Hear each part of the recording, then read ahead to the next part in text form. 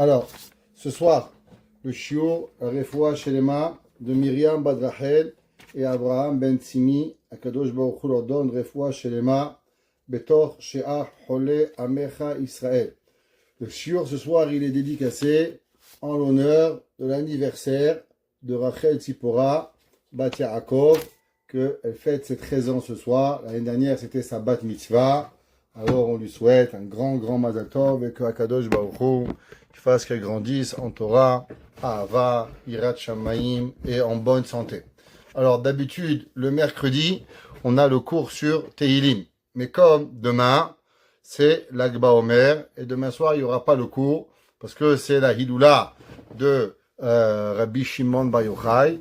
Donc on a la coutume, dans le cours, vous connaissez déjà, que si on ne peut pas donner le cours du jeudi, alors le cours du mercredi, il est à la préparation de ce moment historique incroyable, l'Agba Omer. Alors l'Agba Omer, on va expliquer un peu qu'est-ce que c'est, mais on va s'attarder plutôt sur l'histoire qui a précédé l'Agba Omer. Alors, juste que vous sachiez un petit peu l'histoire, historiquement, la Gemara dans Masechet Shabbat, traité de Shabbat, page 33b.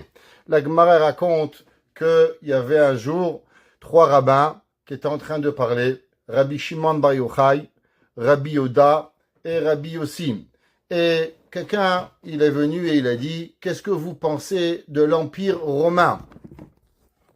Qu'est-ce que vous pensez de l'Empire romain, à savoir tout ce que les Romains ils ont fait, c'est incroyable, ils nous ont apporté le modernisme dans le monde, ils ont apporté des bonnes choses. Alors il y avait un rab, il s'appelait Rabbi Yehuda, et Rabbi Yehuda il a dit, c'est vrai, ils ont fait des routes, grâce aux routes on peut aller plus vite, ils ont fait des ponts, on peut passer les rivières, ils ont fait des marchés, avec ça on a plus de manger. Rabbi aussi, il s'est tu, il a rien dit, et Rabbi Shimon Bar Yochai, de quoi vous parlez? Tout ce que les Romains ils ont fait, les Romains n'ont rien fait pour aider le peuple juif. Les Romains, ils ont fait seulement pour eux-mêmes. Et avec ça, c'est pour apporter malheureusement du mal au peuple juif. Ils ont créé des endroits, alors c'est accessible, c'est pour avoir des armées. Ils ont créé des ponts. Et sous les ponts, malheureusement, il peut y avoir de la prostitution, de la drogue, de mauvaises choses. Et ainsi de suite, Rabbi Shimon Bar Yochai a parlé énormément de mal sur les Romains. C'est arrivé à la bouche de l'empereur romain de l'époque, et l'empereur romain a décidé la chose qui suit. Rabbi Yehuda, du fait qu'il avait parlé bien sur les Romains, il deviendrait le premier à parler. Chaque fois qu'il y avait une association, chaque fois qu'il y avait une réunion du peuple juif, le premier qui devait parler, c'était Rabbi Yehuda. Rabbi aussi, du fait qu'il s'est tué, ni bien ni mal, il a dû être exilé de sa ville, dans la ville de Tzipori. Et Rabbi Shimon Bar Yochai, du fait qu'il avait parlé mal sur les Romains, alors automatiquement, il a été condamné à mort. À ce moment-là, Rabbi Shimon Bar Yochai, il a eu peur pour sa vie, et il s'est enfui à Méron, dans une grotte cachée, où personne savait où il était. Et là-bas, Rabbi Shimon Bar Yochai va rester 12 ans enfermé dans cette grotte. 12 ans après, Rabbi Shimon Bar Yochai, il va sortir de la grotte et il lui a dit, est-ce que tu sais, Rabbi Eliyahu Hanavi, le prophète Élie, il a dit, tu sais, t'inquiète pas, l'empereur il est mort, ta tête n'est plus mise à prix, tu peux sortir. Rabbi Shimon Bar Yochai, pendant ses 12 ans, avec son fils, il n'y avait pas de quoi manger, il n'y avait pas de quoi boire, il n'y avait pas de quoi se changer. Qu'est-ce que Rabbi Shimon Bar Yochai il mangeait? Dieu a fait un miracle qu'un caroubier a poussé, une source d'eau est venue, il mangeait des caroubes et il buvait de l'eau. Pour ne pas salir leurs habits du Shabbat, Rabbi Shimon Bar Yochai s'enterrait dans la terre toute la semaine, et le Talmud raconte plus tard que quand Rabbi Shimon va sortir, sa peau était littéralement trouée des vermisseaux qui avaient mangé la peau de Rabbi Shimon d'être pendant toutes ces années-là enterré dans le sable. Et Rabbi Shimon Bar Yochai va sortir après 12 ans. Au moment où Rabbi Shimon va sortir après 12 années de souffrance incroyable, il va voir que les gens travaillaient, les gens avait des travaux.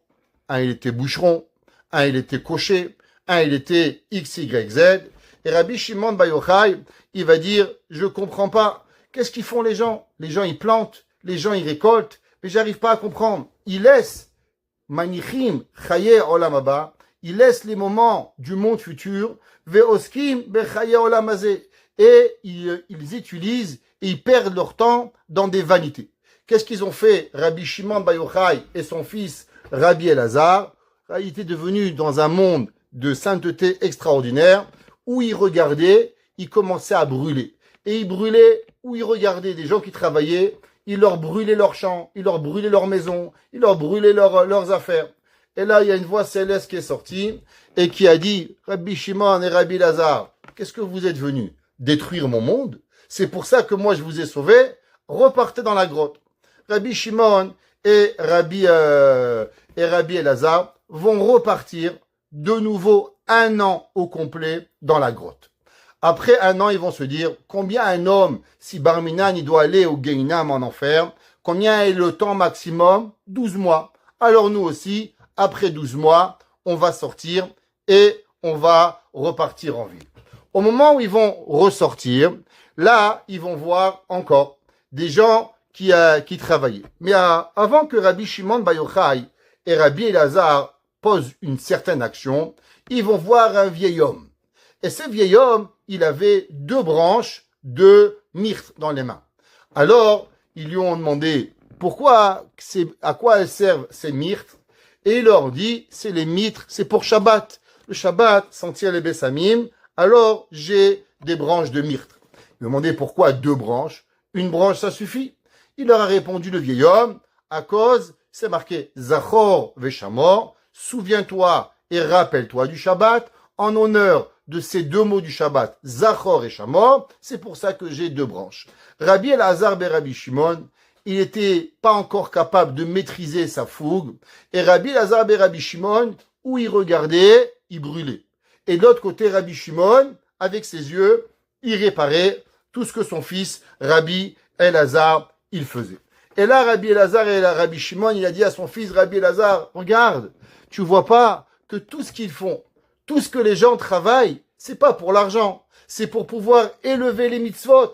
Regarde, ce vieil homme, il a travaillé, il a acheté des bouquets de myrte, et avec qu'est-ce qu'il a fait ces bouquets de myrte? Il honore le Shabbat. Donc du fait que maintenant, il élève le matériel pour la spiritualité, alors on va arrêter de brûler le monde. Et Rabbi Elazar et Rabbi Shimon, ils ont arrêté et ils n'ont pas arrêté de brûler le monde. Ça, c'est l'histoire que la Gemara, elle nous raconte. Vous comprenez que toute cette histoire, elle a une profondeur extraordinaire. Et j'aimerais partager avec vous ce soir, j'espère pouvoir finir le cours, mais je pense que j'étais rarement excité autant de préparer un cours que ce soir. Alors, on va rentrer avec Rabbi Shimon Bar Yochai, c'est le maître de la Kabbale, le maître du Zohar. Alors, Be'ezrat Hashem, à la grâce de Dieu, on va essayer d'expliquer cette histoire d'après la Kabbale. Maintenant, vous comprenez que Rabbi Shimon Bar Yochai, il a été envoyé à la grotte à cause que le roi voulait le tuer. Maintenant, Dieu, la vie et la mort, elle appartient à Dieu. Dieu, il aurait pu dire, le roi, il veut tuer Rabbi Shimon, moi, je prends la vie du roi. Pourquoi Dieu a laissé à Rabbi Shimon 12 ans de souffrance? Pourquoi 12 ans? Ça suffit pas 1 an, 2 ans. Et après, Rabbi Shimon, il doit repartir une 13e année. 13 ans, Rabbi Shimon. Imaginez-vous, le plus grand rabbin du monde qui doit souffrir pendant 13 ans à se faire manger sa peau par les vermisseaux. Après qu'il va revenir, après qu'il va sortir après 13 ans, son beau-père, Rabbi Pinchas Ben Yair, qui était le plus grand maître de l'époque, que les fleuves s'ouvraient devant Rabbi Pinchas Ben Yair. Quand Rabbi Pinchas Ben Yair voulait passer un fleuve, il était capable de faire l'ouverture de la mer Rouge. Il disait au fleuve, ouvre-toi, et le fleuve y s'ouvrait. Et la Gemara a dit que Rabbi Shimon Bar Yochai, quand il arrivait avec sa peau tellement mangée par les vers, elle était craquelée, ensanglantée. Rabbi Pinchas Ben Yair pleure en sanglots au moment où il voit son gendre, Rabbi Shimon Bar Yochai, tellement amoché. Et Rabbi Shimon Bar Yochai dit, t'inquiète pas, avant, tu étais 24 fois plus grand que moi. Maintenant, c'est moi qui est 24 fois plus grand que toi. Et il lui explique à travers des questions du Talmud qu'ils avaient pour pouvoir y arriver. La question, elle est, pourquoi Dieu fait souffrir Rabbi Shimon Bar Yochai 12 ans? Ok, tu as voulu, il a trop parlé, il aurait dû se taire. Très bien, allez, 6 mois, 1 an. Pourquoi le faire souffrir cela pendant 12 ans, Rabbi Shimon Bar Yochai, pour pouvoir y arriver. De plus, Rabbi Shimon Bar Yochai, pendant les 12 ans, il y a quelque chose qu'il ne comprend pas. Il arrive au summum de la Kabbale, mais il y a encore quelque chose qui lui manque. Qu'est-ce qui lui manque? Il lui manque le concept que les gens peuvent travailler pour pouvoir élever la matière. Ça, Rabbi Shimon, il ne le comprend pas. Et Rabbi Shimon Bar Yochai va le comprendre seulement 1 an après qu'il va repartir à la grotte. A priori, on ne comprend pas trop. C'est aujourd'hui un concept qui nous est très familier. L'homme utilise la matière pour élever et monter à la spiritualité. Quelle est la raison que Rabbi Shimon Bar Yochai, il est capable d'arriver à un niveau de pouvoir brûler un monde, réparer un monde avec ses yeux, des concepts que vous et moi, on n'a même pas idée de ce que ça veut dire, mais ce concept que Rabbi Shimon il dit, Kama chavivin mitzvot à l'Israël, combien elles sont chères les mitzvot au peuple juif, ça Rabbi Shimon, il n'arrive pas à pouvoir le comprendre. Et de plus, comment Rabbi Shimon il le comprend? Avec ce vieux monsieur qui lui tend un bouquet de myrtes, et là, Rabbi Shimon il comprend tout. Alors Rabbi Shimon il étudie pendant 13 ans, il comprend pas, et là il voit un homme avec 2 bouquets de myrtes, et il dit, waouh, ça y est, j'ai découvert l'Amérique. C'est quoi l'Amérique? Que le peuple juif utilise la matière à l'élever vers Akadosh Baruch Hu pour pouvoir y arriver. Pour comprendre cela, on va comprendre 2 textes. Le premier texte, vous savez, la Torah, elle parle principalement à 2 reprises de la mitzvah de Shabbat. Alors on comprend que Rabbi Shimon Bar Yochai, c'est au moment qu'il a vu un homme préparer le Shabbat qu'il a pu arriver à comprendre la grandeur du peuple juif. Pour cela, on va aller s'intéresser à 2 parachiotes qui nous parlent du Shabbat.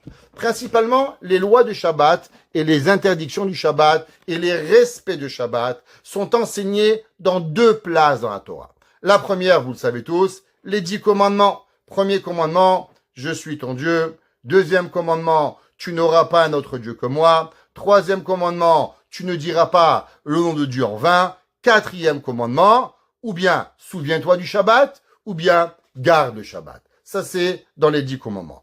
Où est-ce qu'on va retrouver l'enseignement des 10 commandements du Shabbat? On va le trouver dans la paracha de Vayakel, l'avant-dernière paracha de Sefer Shemot.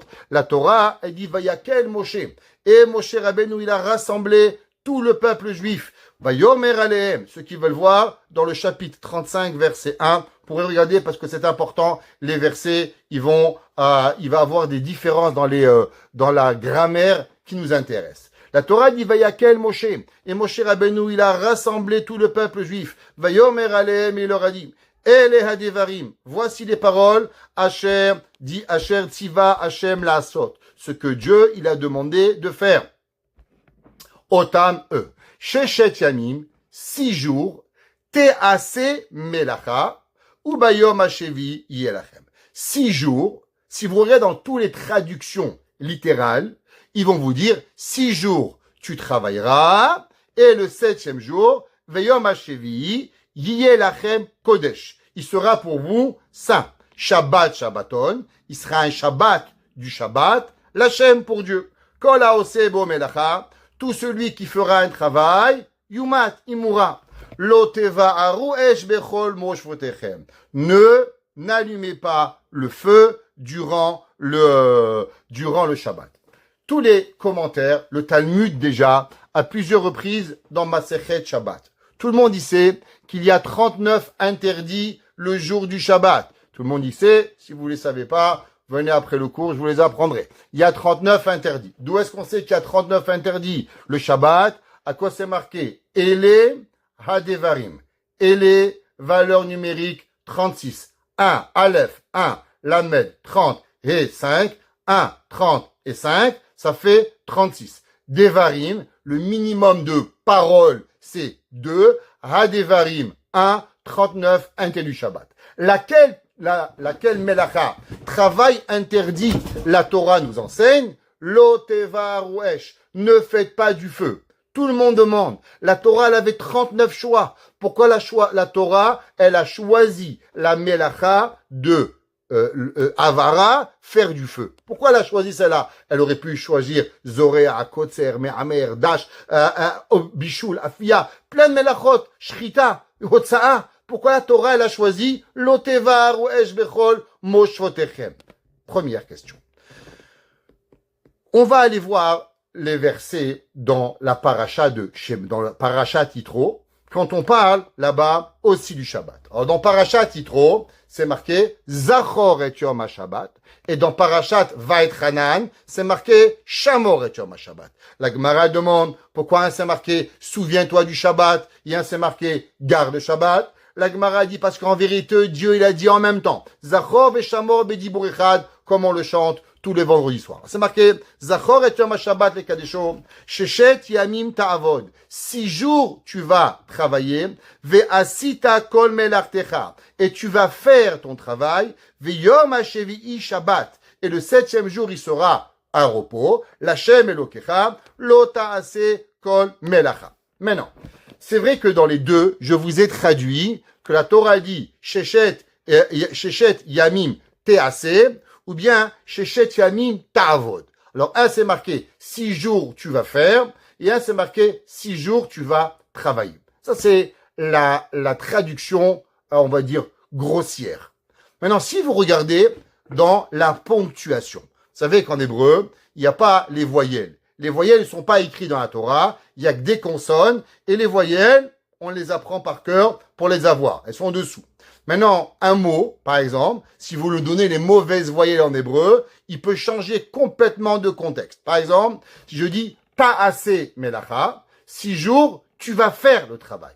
Si j'écris te'ase melacha, quelle différence entre ta'ase et te'ase? Ta'ase, c'est actif. Te'ase, c'est passif. Ça veut dire 6 jours se fera le travail. Et quand je dis Sheshet Yamim Ta'ase Melacha, ça veut dire 6 jours tu vas faire le travail. Un de nos grands maîtres, le Noam Megadim, il dit je comprends pas.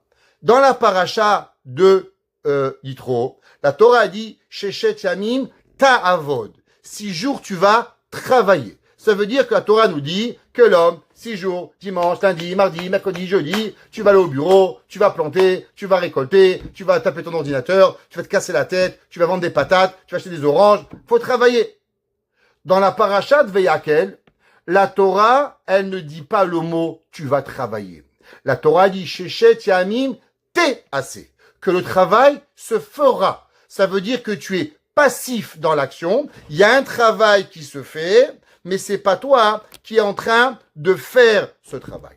Le Noam Megadim nous dit, pourquoi il y a cette différence entre que c'est l'homme qui est actif dans le travail, et c'est l'homme, il est passif du travail. Il dit le Noam Megadim, qu'en vérité, on parle de 2 sortes de juifs. Il y a des juifs que la Torah, elle n'est pas à 100% importante dans leur vie. Alors eux, ils travaillent dimanche, travaillent lundi, travail mardi, travail mercredi, jeudi et vendredi. Le Shabbat, ils se reposent. Ils sont actifs la semaine pour pouvoir y arriver à leur travail.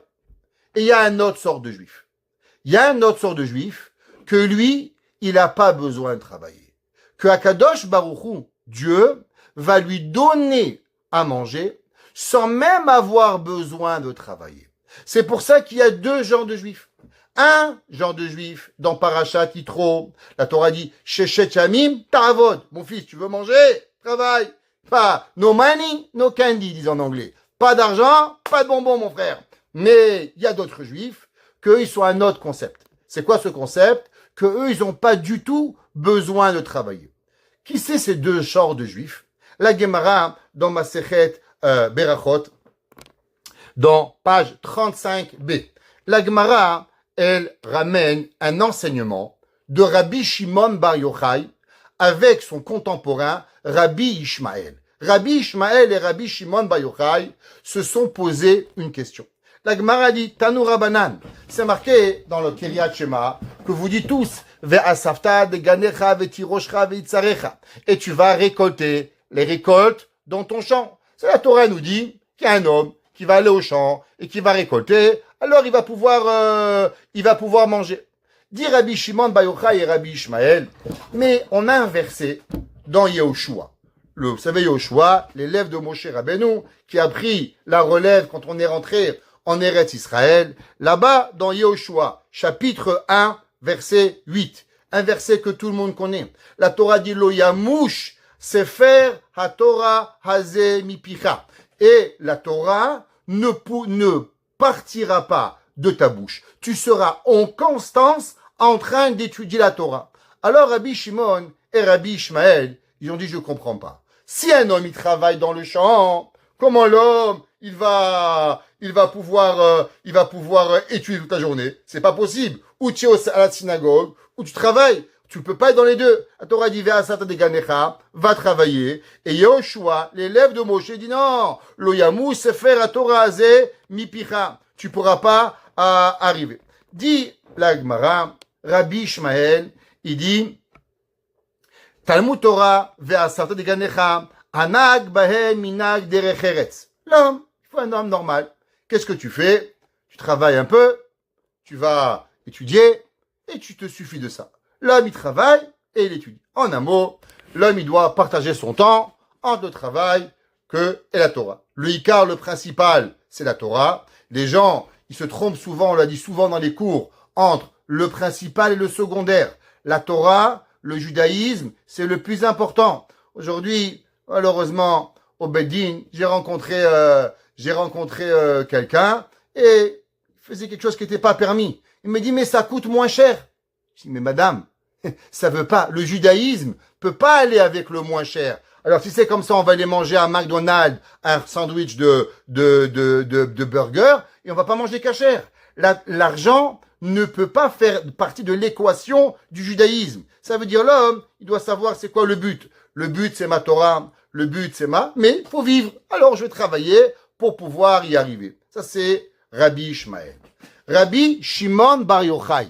Il dit Rabbi Shimon Bar Yochai, vous avez rien compris à la Torah. C'est pas comme ça qu'on lit la Torah. Il dit Rabbi Shimon Bar Yochai, je comprends pas.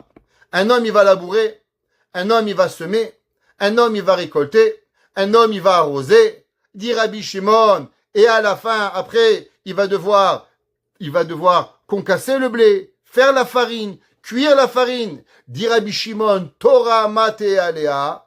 Dit Rabbi Shimon, tu dois arriver pour avoir du pain, 11 travaux. Ça veut dire ton année, elle est finie, mon frère. T'as pas le temps. En hiver, tu fais le pain. En été, tu plantes, tu récoltes. Torah mate alea. Il dit à Rabbi Ishmael, si c'est comme toi, à la fin, on va se perdre au travail, qui est métro, boulot, dodo. On prend le métro le matin, on va au boulot l'après-midi, le soir on rentre, on est épuisé, métro, boulot, dodo, et la Torah, le jour du Yom Kippour. À Kippour, je vais à la synagogue une fois par an, le jour de Kippour. Ça c'est la Torah, il dit Rabbi Shimon Bar Yochai. Qu'est-ce que vous pensez? Que c'est ça que Dieu il veut? Il dit Rabbi Shimon Bar Yochai, vous avez pas compris. En vérité, la Torah, elle dit, Ve'asafta de ganecha. Et elle dit, le yamush Torah zemipicha. On parle de deux époques différentes. Dit Rabbi Shimon Bar Yochai, tu sais, il y a un verset dans la Torah qui dit comme suit. Ve'amdu zarim. Ils vont se lever, les étrangers, ve'ra'ut sonechem. Et ils vont faire paître vos bétails. Il dit Rabbi Shimon, qu'est-ce que ça veut dire? Ça veut dire, en vérité, il y a deux possibilités. Il y a un homme qui fait pas la Torah, alors mesquin, lui, il doit travailler. Mais il y a un homme qui étudie la Torah, alors lui qui étudie la Torah, Dieu, il n'a pas besoin que tu travailles. Tu crois que Dieu, il a besoin que tu deviennes médecin? Il y a 1,5 milliard de Chinois qui peuvent être médecins. Tu crois qu'on a besoin de toi pour devenir ingénieur? Il y a 1,8 milliard d'hindous qui rêvent de devenir ingénieur. On n'a pas besoin de toi. Alors qu'est-ce qu'on a besoin d'un juif qui étudie la Torah? Parce que la Torah, la Torah, c'est le principal de la vie d'un juif. Il dit Rabbi Shimon Bar Yochai, en vérité, quand l'homme, il travaille, c'est un choix. Parce que l'homme, il pourrait vivre une vie de ne pas aller travailler, l'homme il pourrait vivre une vie totalement dévouée à la Torah et il n'aurait même pas besoin d'aller travailler. La Gemara a dit, Amar Abaye, un des plus grands maîtres du Talmud, Amar Abaye, très connu, contemporain de Rava, élève adoptif et enfant adoptif de Rabba Babachana, Rav Nachman. Amar Abaye, il dit à Abaye, c'est vrai.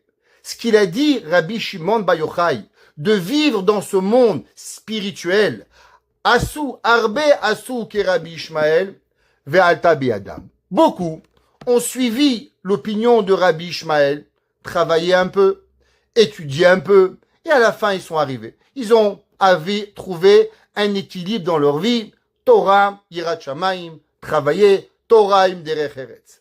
Que Rabbi Shimon Bar Yochai, il y a beaucoup de monde qui a essayé de faire comme Rabbi Shimon Bar Yochai, Velo alta beyadam, mais il n'y a pas eu tellement de succès. J'ai pas dit qu'il n'y a pas de succès, attention, j'ai dit il n'y a pas eu tellement. Ça veut dire que les gens normaux, c'est comme Rabbi Ishmael, Torah im derech eretz, et quelques personnages, ils sont réservés à l'élite du peuple juif, Rabbi Shimon Bar Yochai, que Rabbi Shimon Bar Yochai, comme lui, que lui donnait sa vie à la Torah, et sa vie à la Torah, elle pouvait arriver. Alors maintenant, si c'est comme ça, on regarde que dans la Torah nous a parlé de deux situations différentes. Il y a la paracha de Yitro, qui parle des 10 commandements, et il y a la paracha de Vayakel, que Moshe Rabbeinu y parle. Quand Dieu s'est adressé au peuple juif, dans les 10 commandements, à qui Dieu il a parlé? À Kadosh Baruch Hu, il parle à tous les juifs.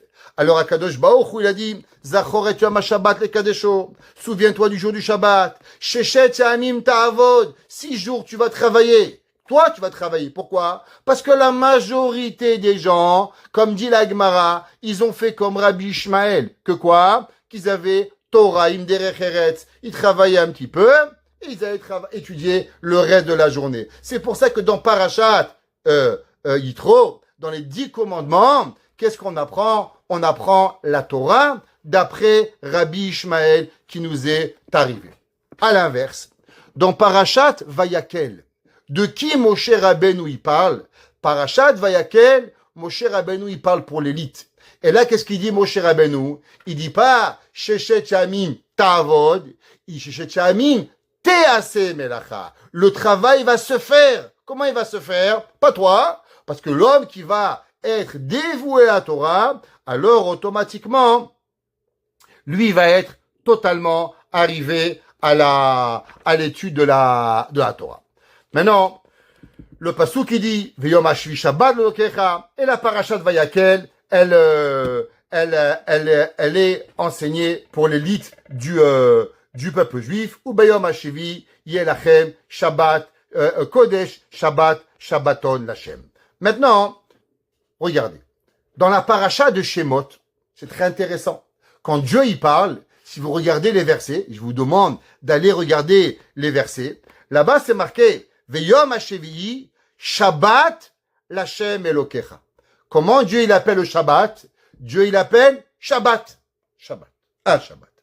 Dans la paracha de Vayakel, quand Dieu maintenant on a expliqué qu'il parle à l'élite du peuple juif, comment Kadosh Baruch Hu il dit Sheshet Yamim Te'aseh Melacha, que le travail va se faire, ou Bayom Hashevi Yelachem Kodesh. Là on rajoute premièrement que le jour il va être Kodesh, saint, et comment il s'appelle le jour? Shabbat, Shabbaton. Intéressant. Pourquoi il s'appelle Shabbat, Shabbaton? Pourquoi dans la paracha des 10 commandements, Dieu il a appelé Shabbat comment?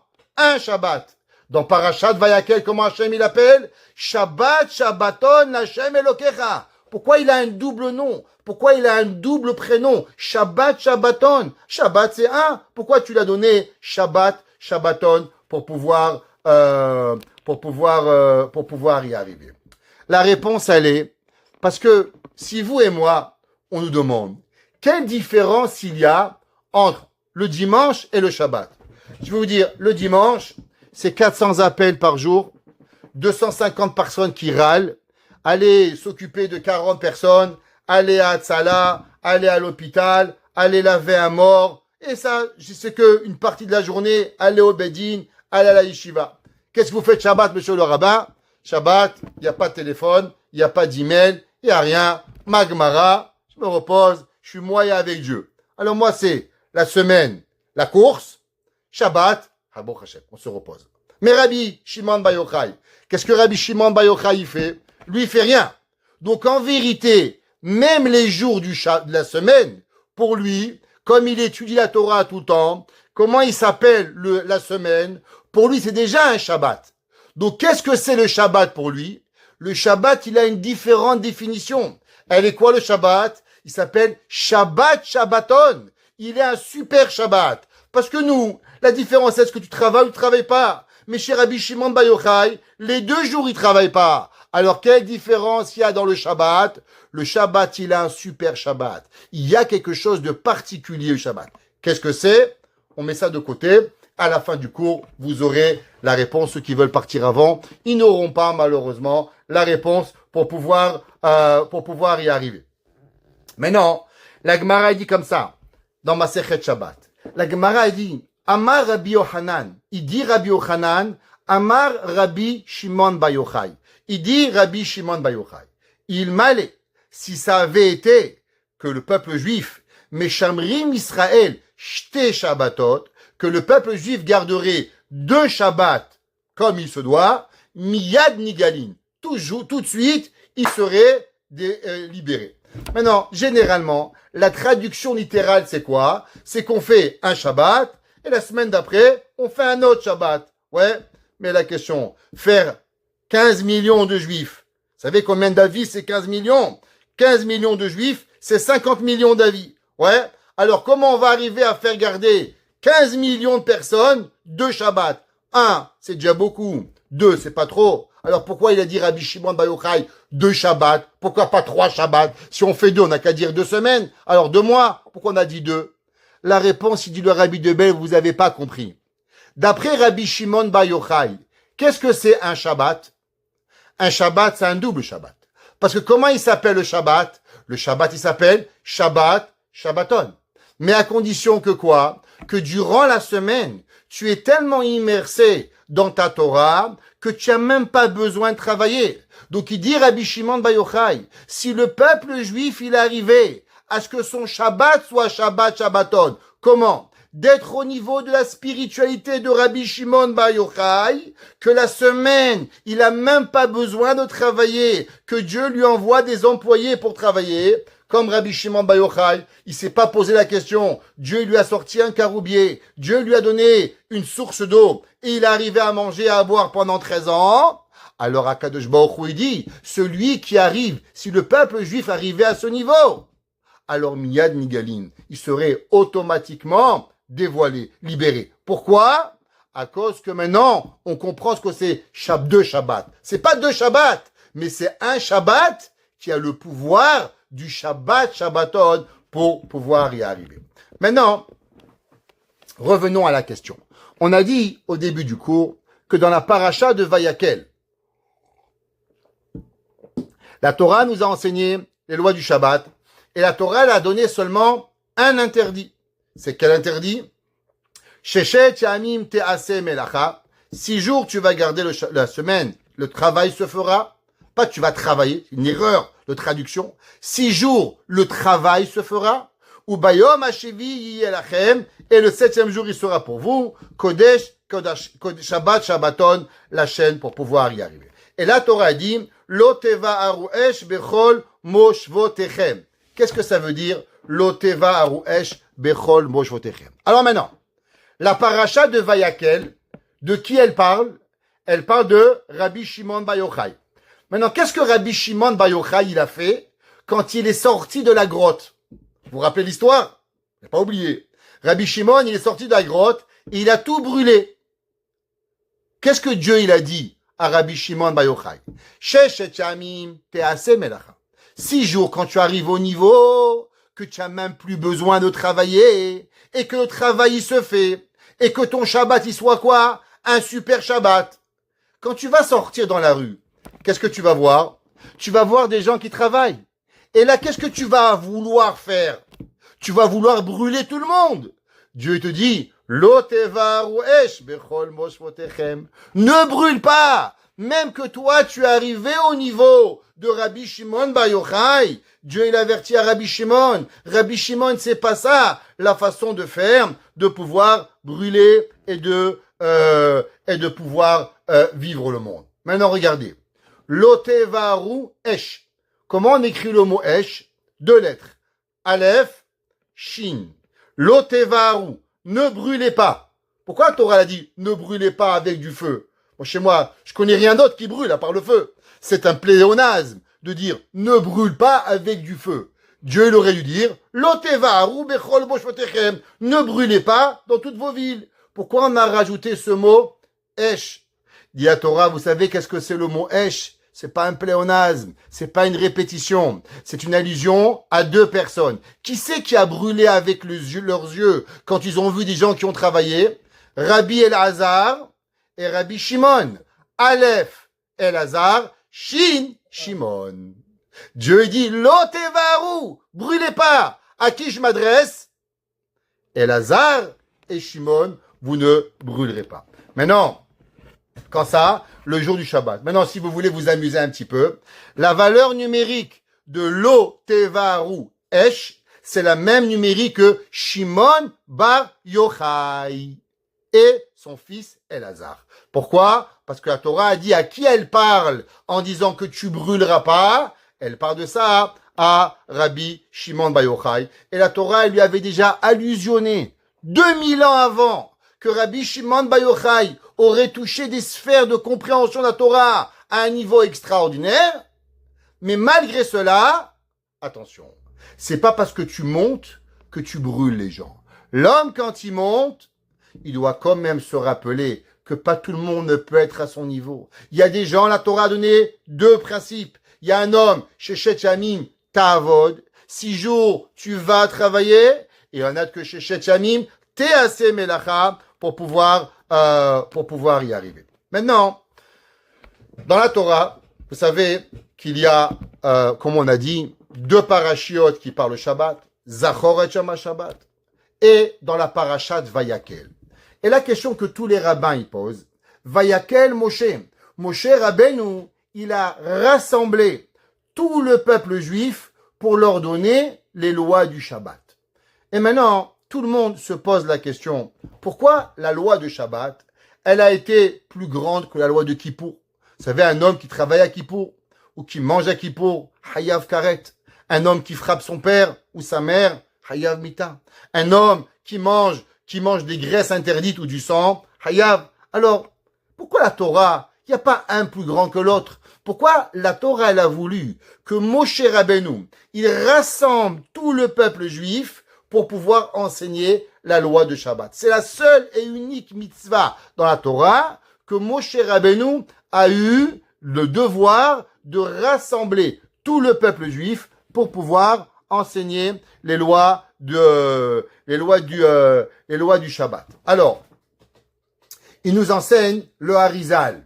Le Harizal, il écrit quelque chose d'extraordinaire et il dit la chose suivante. Elida, sache, qui a Rashbi alav shalom, car Rabbi Shimon Bar Yochai, que son nom, il est mentionné, il était en vérité une étincelle de l'âme de Moshe Rabbeinu. Et il dit, regarde, qu'on va voir les comparaisons entre Moshe et Rabbi Shimon. Moshe Rabbeinu, qui a voulu tuer l'empereur du monde de l'époque, Pharaon. Qu'est-ce qu'il a dû faire Moshe Rabbeinu? Se sauver pour pouvoir survivre.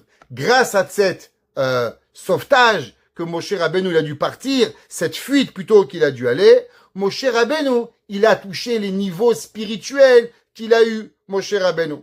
Rabbi Shimon Bar Yochai, pareil, qui a voulu tuer l'empereur romain. Et Rabbi Shimon Bar Yochai a dû se sauver aussi pendant 12 ans pour pouvoir toucher les hauteurs, pour pouvoir y arriver. Et où il s'est sauvé, Moshe Rabbeinu? Dans le désert. Où il s'est sauvé, Rabbi Shimon Bar Yochai, la Gemara dit dans les déserts de Loud. Il dit pourquoi les deux sauvent dans le désert? Pourquoi les deux doivent être coupables de mort et avoir une sentence à mort même qu'ils l'ont pas eu? À cause qu'ils ont la même âme. Rabbi Shimon Bar Yochai et Moshe Rabbeinu, c'est la même âme qu'il a arrivé.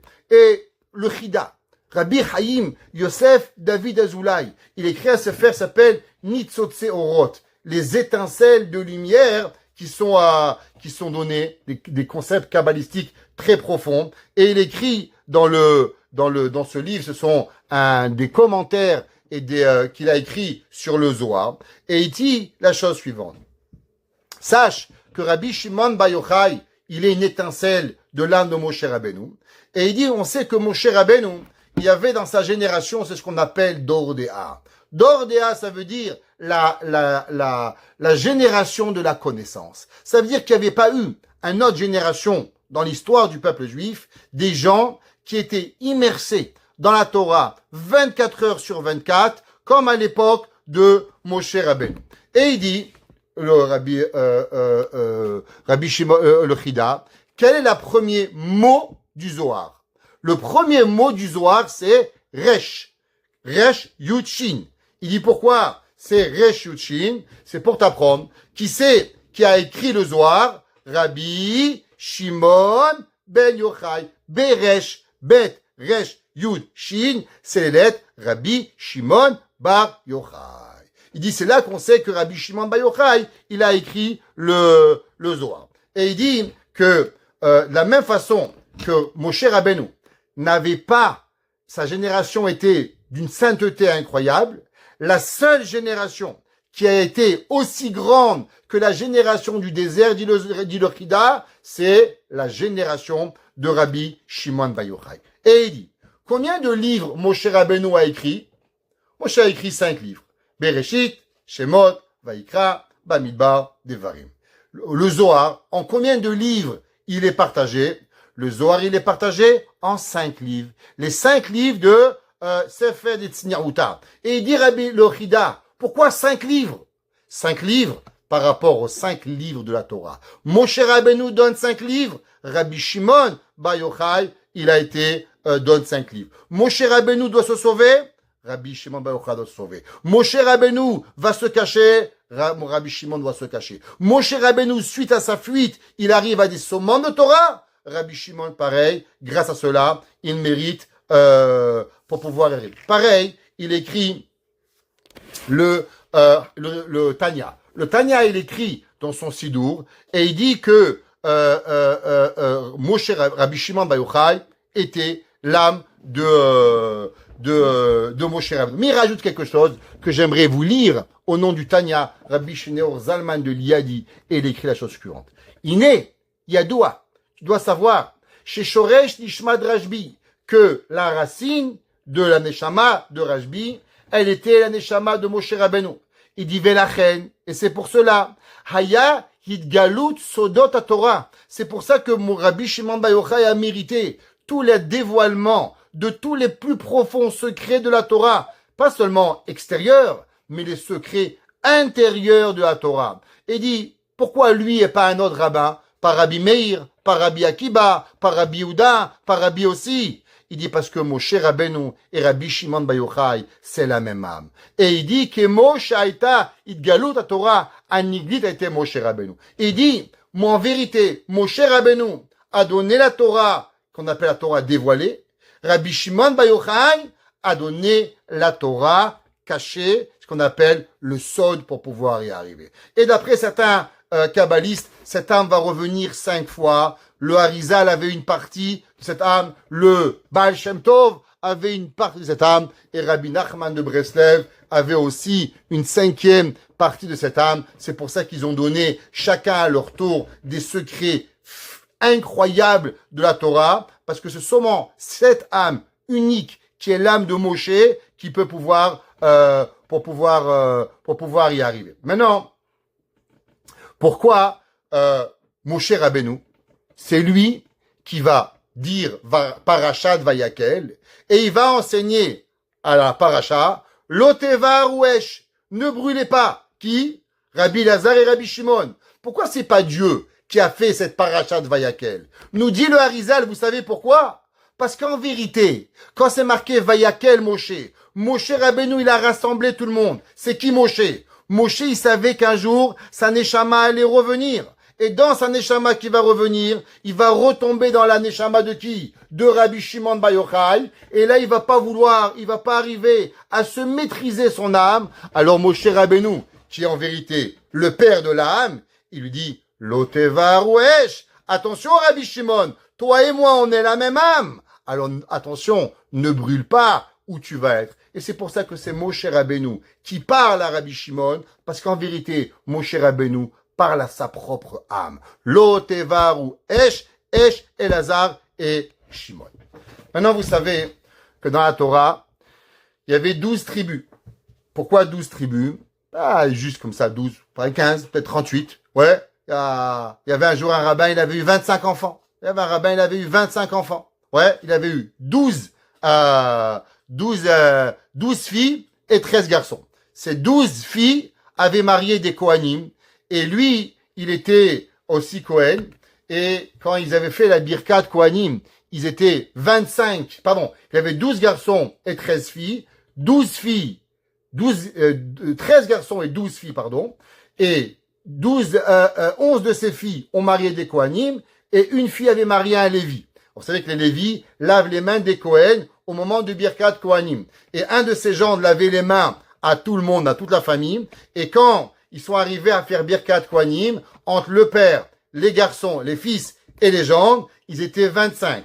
Et le Rav, qui s'appelait le Rav Katz, il avait dit, c'est vrai, c'est marqué Ko Tevarechu, ainsi vous bénirez. C'est quoi la valeur numérique de Ko? Ko, c'est 25. Il avait dit que ce verset, Ko Tevarechu et Béné Israël, avait été dit pour moi, parce que un jour, moi, je monterai sur le Kodesh, à la synagogue, avec mes 25 enfants et gendres, et pouvoir faire Birkat Kohanim. Alors pourquoi 12 enfants? Pourquoi pas 15 enfants? Et pourquoi Yaakov Avinu devait avoir? Alors bien sûr, vous savez, parce qu'il y a 12 étoiles, il y a 12 mazalot. Mais pourquoi il y a 12 étoiles? Dieu il aurait pu faire 14 étoiles. Quand j'étais jeune, on m'avait dit qu'il y avait 7 planètes. Après, on m'a dit qu'il y avait 8 planètes. Après, on m'a dit qu'il y a 30 planètes. Après, on m'a dit qu'il y a 200 planètes. Et aujourd'hui, on est revenu à 7 planètes. Ok?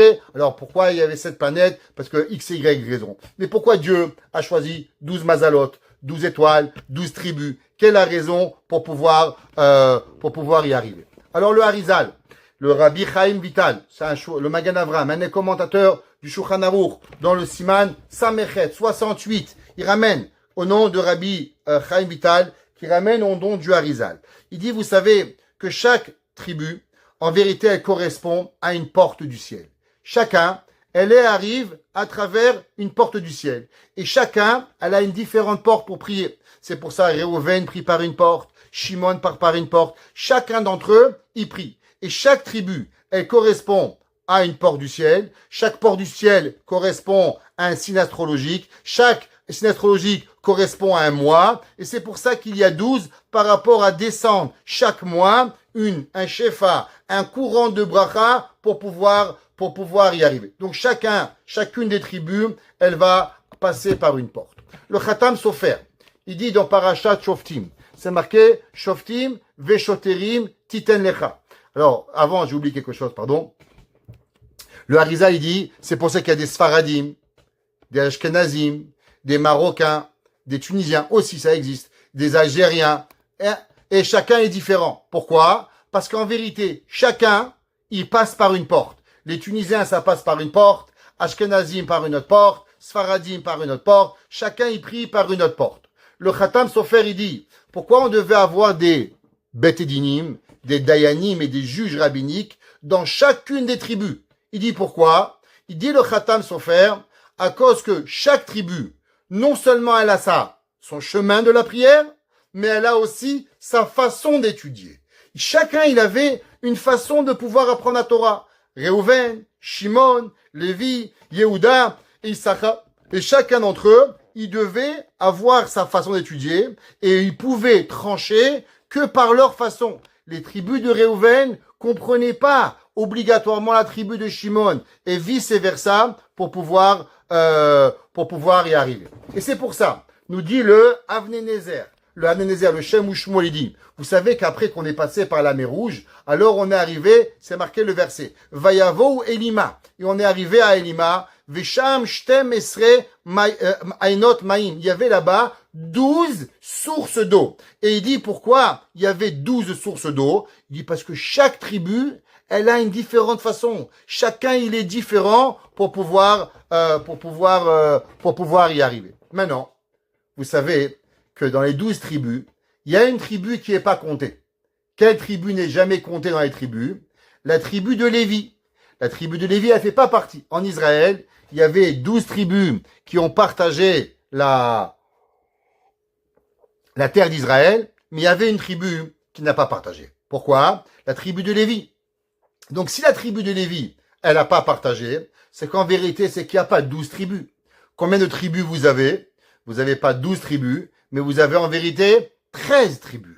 Donc si nous avons 13 tribus, alors pourquoi nous avons seulement 12 portes dans le ciel? Pourquoi nous n'avons pas une 13e? Pour vous répondre d'abord à la première question qui vous vient en tête, ah oui, et pourquoi il n'y a que 12 mois dans l'année? La réponse est que c'est faux. Il n'y a pas 12 mois dans l'année, il peut y avoir 13 mois dans l'année. Pourquoi il y a 13 mois dans l'année? Par rapport aux 12 tribus qu'il y a. C'est pour ça que dans le calendrier juif, tous les 2 ans, ou tous les 4 ans, ou tous les 3 ans, qu'est-ce qu'on fait? Le double Hadar. Donc on n'a pas 12 mois, mais on a 13 mois. Donc si on a 13 mois, c'est qu'il y a 13 mazal. S'il y a 13 mazal, alors automatiquement c'est qu'il y a 13 tribus. C'est qu'il y a 13 tribus, c'est qu'il y a 13 portes dans le ciel. Alors pour qui elle est cette 13e porte dans le ciel? La réponse, elle est que la 13e porte, elle appartient à la tribu de Lévi. La tribu de Lévi, elle est la 13e porte dans le ciel. Et c'est pour ça que les Kohanim, qu'est-ce qu'ils font les Kohanim? Les Kohanim, ils vont prier, ils vont faire la Birkat Kohanim. Qu'est-ce que c'est cette 13e porte? Alors, si vous regardez dans la Kabbale, il y a ce qu'on appelle une porte qui est une porte définie, et il y a une porte, ce qu'on appelle, qui est inclusive. Qu'est-ce que ça veut dire une porte inclusive?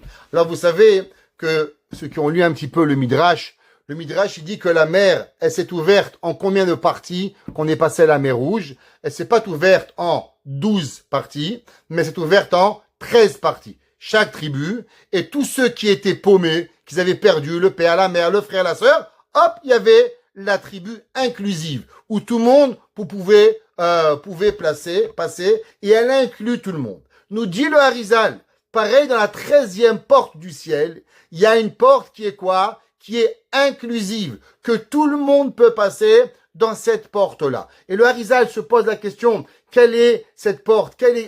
Comment on peut passer? Qui c'est qui peut passer? Entre autres, un converti. Dit le Harizal, par quelle porte il passe? Par la première, par la deuxième? Les 12 premières lui sont bloquées. La 13e porte, il peut pouvoir arriver pour pouvoir prier les convertis et ainsi de suite pour pouvoir y arriver. Qui c'est qui était on pourrait dire, le chef de la tribu des Lévi?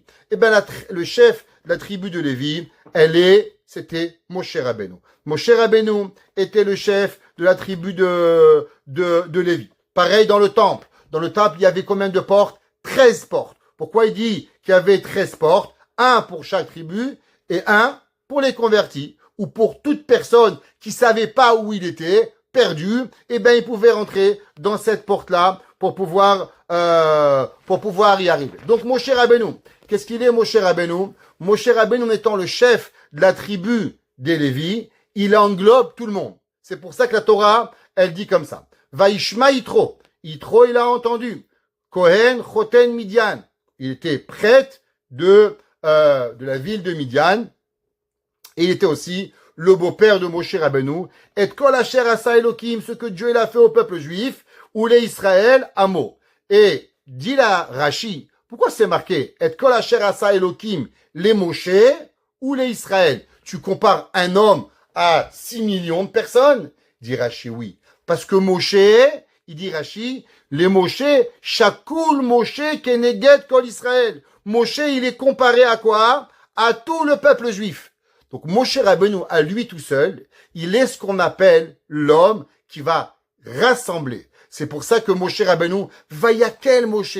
Moshe, il avait ce pouvoir de quoi? De rassemblement, de pouvoir rassembler tout le monde pour pouvoir y arriver. Maintenant, vous savez, qu'est-ce que c'est ce pouvoir de pouvoir rassembler? Vous savez que Moshe Rabbeinu, qu'est-ce qu'il a fait cadeau au peuple juif? C'est marqué Vayar Besivlota. Moshe Rabbeinu, il a vu le peuple juif qui souffrait. Dit le Midrash, qu'est-ce qu'il a fait? Il dit, Paro, tu sais, tu fais travailler les gens 7 jours par semaine, il va mourir. Ton cheval, tu lui fais un jour de repos, tu changes le cheval dimanche, mardi, jeudi, sinon il meurt. Ton âne, il va mourir. Ta voiture, tu la mets, tes chaussures, tu les changes. Et les esclaves juifs, tous les jours, ils vont crever. Alors, t'as raison, donne-leur un jour. Qu'est-ce qu'il leur a donné, Moshe Rabbeinu? Il leur a donné le jour du Shabbat. Pourquoi Moshe Rabbeinu a choisi le jour du Shabbat pour le peuple juif? La raison, c'est à cause que Moshe Rabbeinu, il a donné au peuple juif, en vérité, le jour du Shabbat qui représente la porte de rassemblement du peuple juif. C'est pour ça que le Zohar, il dit, Raza des Shabbat. Le secret du Shabbat, Ihi Shabbat, c'est Shabbat, dit Chadeta Beraza de Echad, qui vont se rassembler au secret de Echad. Echad, c'est l'unité. On sait combien la valeur numérique de Echad? Echad, la valeur numérique, 13. Ça veut dire qu'en vérité, c'est quoi le secret du Shabbat? Le Shabbat, c'est l'unité. Echad. Mais ça aussi représente quoi? Ça représente, en vérité, le 13e porte pour pouvoir y arriver, qu'on arrive. Et le jour du Shabbat, c'est le jour où tout le monde y là. Tout le monde y vit ensemble. Tout le monde y vit. Tout le monde il s'élève dans la sainteté du Shabbat. Maintenant, vous comprenez. C'est marqué, Moshe Rabbeinu, il est le symbole du rassemblement. Moshe Rabbeinu, il est le chef de la 13e tribu, qui est en vérité celui qui peut rassembler tout le peuple juif. Moshe Rabbeinu, la Torah devait donner quand? Devait donner un vendredi. Et Moshe Rabbeinu, il a poussé, à quel jour? Moshe Rabbeinu, il a poussé la Torah le Shabbat. Pourquoi Moshe Rabbeinu, il a voulu que la Torah, elle soit donnée le jour du Shabbat? Parce que le Shabbat, c'est la 13e porte. Et Moshe Rabbeinu, qu'est-ce qu'il a voulu? Que la Torah, elle soit pas définie 1, 2, 3, 4, 5. La Torah, elle doit être donnée à un moment où elle est collélette, où elle va rassembler tout le monde, où tout le monde on est ensemble pour pouvoir recevoir la Torah. Pareil, Moshe Rabbeinu, qu'est-ce qu'il va faire le Shabbat? Vayakel Moshe. Moshe, il va rassembler tout le monde ensemble, parce que Moshe, par définition, il est ce qu'on appelle le Sha'ar HaKolel pour pouvoir y arriver. Et la Gemara a dit, le Midrash, pardon, dans Yelkut Shimoni, dans la lettre Tafret, pour ceux qui voient, il dit dans Parashat Vayakel, il dit Moshe Rabbeinu, à Dieu, qu'est-ce que tu veux que je fasse? Il dit de la même façon que toi, tu vas enseigner les lois de Shabbat, alors aussi, tous les rabbins viendront dans les générations futures. Et le jour du Shabbat, qu'est-ce qu'ils feront? Ils vont rassembler les communautés et ils enseigneront des lois du Shabbat. Donc on voit que le Shabbat, il est fait pour quoi? Un jour de rassemblement pour pouvoir arriver. Donc ça, c'est la deuxième arrivée. Alors maintenant, qu'est-ce que c'est Rabbi Shimon Bar Yochai? On revient à Rabbi Shimon parce que vous avez oublié Rabbi Shimon. Moi, je ne l'ai pas oublié. Rabbi Shimon, il apprend 12 ans dans la grotte. Rabbi Shimon, pendant 12 ans, il s'enferme dans sa grotte. Et pendant 12 ans, il apprend les 12 étapes. Première étape, deuxième étape, troisième étape, quatrième étape, cinquième étape. Les 12 sports de chaque tribu pour pouvoir y arriver. Mais maintenant, Rabbi Shimon Bar Yochai, il sort. Et quand Rabbi Shimon Bar Yochai, il sort, il oublie qu'en vérité, le monde ne peut pas. Il pense que le monde, il doit être sectaire. Il doit être fermé. C'est qu'une façon. C'est un ou c'est deux. C'est deux et c'est trois. C'est quatre et c'est pas trois. Réhouven, il est avec Réhouven, il n'est pas avec Shimon. Et quand Rabbi Shimon Bar Yochai, il sort, alors il comprend pas le monde. Et Rabbi Shimon, il brûle le monde. Pourquoi il brûle le monde? À son niveau de spiritualité. Après 12 ans, il est arrivé à comprendre les 12 sports de la prière. Mais il a encore fermé dans sa tête qu'en vérité, le monde, il n'y a qu'une façon de le voir. Dieu, il lui dit, non, t'as rien compris. Repars encore un an. Apprendre quoi? apprendre la 13e porte. C'est quoi la 13e porte? La 13e porte, c'est la porte du rassemblement. La porte où on comprend que dans le judaïsme, il y a différentes façons. Il y a un homme qui étudie à plein temps. Il y a un homme qui travaille à moitié du temps. Il y a un homme qui travaille à un tiers du temps. Il y a un homme qui travaille avec seulement 1 heure par jour. Et ensemble, on fait le peuple juif. Le peuple juif ne peut pas être sectaire. Le peuple juif, il doit être rassemblant. Pourquoi à l'Agba Omer? Allez à l'Agba Omer. Vous savez, chez les Chassidim, Sfaradim, généralement, c'est séparé. Il y a des rabbins pour les Séfarades, Baba Saleh. Il y a des rabbins pour les Ashkénazes, le rabbi de Lubavitch, rabbi je sais pas quoi, rabbi de Satmar, et c'est séparé. Les synagogues, Séfarades, Ashkénazes, Marocains, Tunisiens. Mais incroyable. Le seul rabbin qui va rassembler 1 million de juifs en Israël. Sfarad, Ashkenaz, Chassid, religieux, pas religieux, toutes sortes de juifs. C'est qui? Rabbi Shimon Bar Yochai. Pourquoi Rabbi Shimon va rassembler tout le monde? Pourquoi la Héloula de Rabbi Shimon, elle est fêtée au Maroc, en Tunisie, en Pologne, en Hongrie, en Chine, dans toutes les parties du monde? Parce que Rabbi Shimon, qu'est-ce qu'il a donné? La 13e année de l'enseignement de Rabbi Shimon, c'est l'enseignement où Rabbi Shimon, il a compris qu'il faut de tout pour faire un monde. Qu'est-ce que c'est le jour de l'Agba Omer? Qui c'est qui dévoile ce secret à Rabbi Shimon? Ni plus ni moins, ce vieux monsieur. C'est qui ce vieux monsieur qui dit repart? Le Talmud nous dit que le vieux monsieur, le Tosfot dans Masechet Choulin, il dit que chaque fois qu'on voit marqué Aou Saba, un vieil homme, c'est en vérité Eliyahu Hanavi. Eliyahu Hanavi, il va voir Rabbi Shimon. Et il dit Rabbi Shimon, qu'est-ce que je suis? Le prophète Élie, l'ange Élie. L'ange Élie est celui qui parle à Kadosh Baruch Hu, celui qui est proche de Dieu, celui qui amène les prières à Dieu. Il dit, tu vas devoir et tu dois comprendre qu'en vérité dans la vie, il y a quoi? Il y a 2 façons de voir. Zachor et Shamor. Il y a des gens qui sont dans le souvenir. Ça veut dire qu'on travaille et on se rappelle qu'on est un juif. Il y a des gens qui sont dans le shomer toute la journée qui doivent étudier. Et on a besoin des 2. Et au moment où Rabbi Shimon Bar Yochai voit le prophète Élie avec ces deux bouquets de myrte, qu'est-ce qu'il lui dit?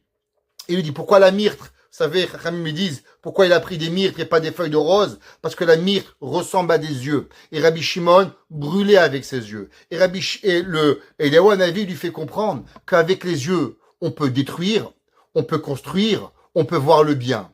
Et il regarde à travers la 13e porte qui assemble tout le monde, alors automatiquement, on peut arriver à voir, on peut arriver à comprendre, on peut arriver à accepter autrui pour pouvoir y arriver. Et ça, c'est le but d'arriver. Mais bien sûr, ce but ne peut exister seulement si à la base, il est quoi? Seulement si à la base, il est basé sur la Torah. La Torah, c'est la seule chose qui nous unit. C'est ni le drapeau d'Israël, j'ai rien contre, mais je suis pas sioniste. C'est ni le couscous, ni la dafina, ni la pkaïla. Vous savez qu'est-ce qui va nous unir à Marrakech, à Tunis, à Alger, au Yémen, en Russie? C'est qu'une seule chose, la Torah. Et vous savez que le rabbi Yosef Chaim de Bagdad, plus connu sur le Ben Ishraï, qui a composé le fameux chant de Rabbi Shimon, va amartem kol echai, et vous direz Rabbi Shimon Bar Yochai. La dernière phrase qui dit Rabbi Yosef Chaim, le Ben Ishraï, Torato magen lanu. Sa Torah, elle nous protège. Yi meirat et enenu, elle nous éclaire de nos yeux. Ou yamlitz tov ba'adenu, lui, il va parler du bien de nous. Adonenu Bar Yochai, le maître Bar Yochai. Alors on pourrait expliquer la chose suivante. Beaucoup de gens ont voulu écrire une Torah sectaire, que pour les Sfaradim, que pour les Ashkenazim, que si t'es riche, que si t'es pauvre, que si t'es comme si. Rabbi Shimon, Torato, magen lanu. La Kabbale, les profonds secrets de la Torah, magen lanu, ils nous protègent. Meirat et enenu. quand on comprend ce que Rabbi Shimon Bar Yochai il a fait, que Rabbi Shimon il a trouvé la 13e porte du ciel qui va englober tout le monde, elle nous ouvre nos yeux. Alors, quand nous on va faire l'amour du prochain, ou Yamlitz Ba'adenu, lui, il parlera du bien de nous, Adonenu Bar Yochai, notre maître Bar Yochai, avec lui, nous prierons et nous aurons très prochainement la Geoula Shelema, Bimera, Biyamenu, Amen, Lag Ba'omer Samer.